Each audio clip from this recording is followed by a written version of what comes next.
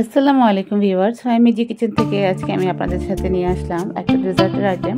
সেটা হচ্ছে ডাবের পুডিং দিয়ে আমি একটা কাস্টার্ড তৈরি করব। সেটা একটা রেসিপি আপনাদের সাথে শেয়ার করছি। এখানে আমি 2 মগ ডাবের পানি নিয়ে নিয়েছি, একটা চুলায় একটা পাত্রের মধ্যে ঢেলে নিয়েছি এবং দিয়ে দিয়েছি 2 চা চামচ আগার আগার পাউডার।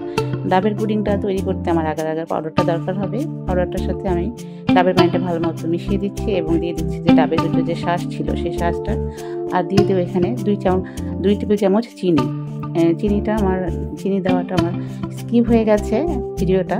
এখানে 2 চামচ চিনি দিয়ে দিয়েছি। আমার পুডিংয়ের জন্য, আমার ডাবের পুডিংয়ের জন্য তৈরি হয়ে গেছে আমার। সেটা আমি একটা পাত্রে ঢেলে নিয়েছি ডাবের পানিটা। এখন ঠান্ডা করে আমি ফ্রিজে রেখে দেব। এরপরে আমি পুডিং যেহেতু বানাবো, ডাবের পুডিংয়ের ডেজার্ট কাস্টার্ড, সেজন্য এখানে আমি 2 মগ দুধ দিয়ে নিয়েছি, লিকুইড দুধ দিয়ে নিয়েছি। তার মধ্যে দিয়ে দিয়েছি 2 চামচ আগার আগার পাউডার এবং 3 টেবিল চামচ চিনি। এটা আমি ভালো মতো ঘন জাল করবো, একদম ঘন হওয়া পর্যন্ত অনবরত নেড়ে নেড়ে আমি এটা জাল করে নিব। এটা ঘন হয়ে এসেছে, এখন এটা আমি চুলাটা নিভিয়ে দেবো। আর আমি যে পুডিংটা তৈরি করার জন্য, যে ডাবের পুডিংটা তৈরি করার জন্য যে ডাবের পানিটা জাল দিয়ে নিয়েছিলাম আগার আগার পাউডার দিয়ে, সেটা ফ্রিজে রেখে দিয়েছিলাম। সেটা বের করে নিয়েছি। এখন বের করে আমি ছুরি দিয়ে ছোটো ছোটো পিস করে কেটে নিয়ে একটা বাটিতে ঢেলে দিয়েছি এবং সেই যে দুধটা জাল দিয়েছিলাম সেই দুধটা ঠান্ডা করে আমি এই ডাবের পুডিংয়ের মধ্যে ঢেলে দিলাম।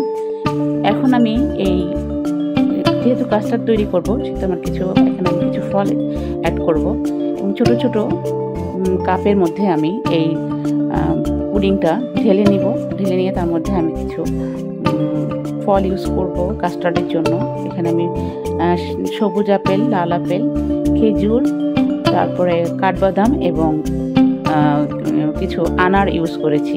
বেদানার, ছোটো ছোটো বেদানার যে কোয়াগুলো পাওয়া যায় সেটাই আমি এখানে ইউজ করেছি।